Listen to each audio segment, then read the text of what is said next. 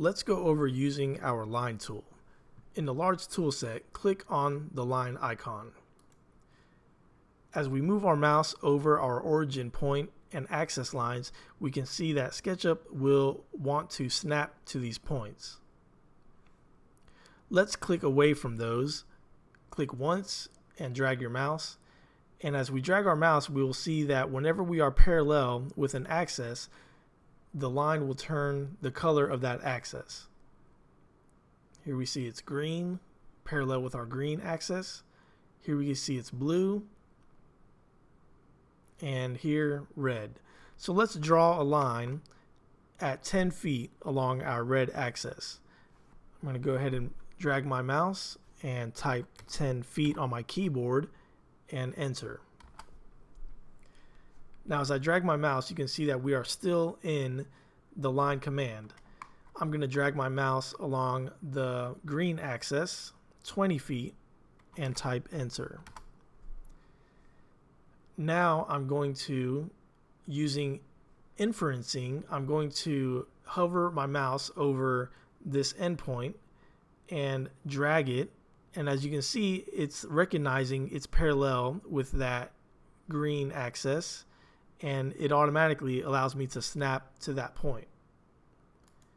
Now I'm going to drag my mouse again, and I'm going to close this set of lines.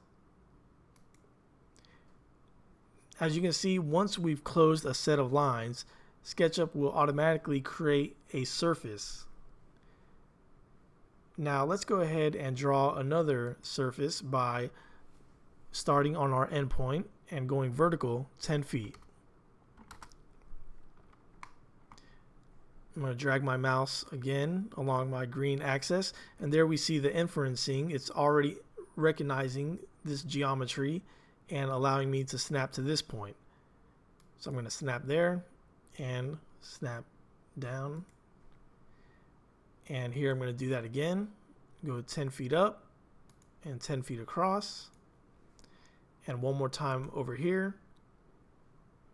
Now, if it doesn't recognize a previous geometry, we can simply hover over it for a little bit. Don't click anything, and then just drag your mouse.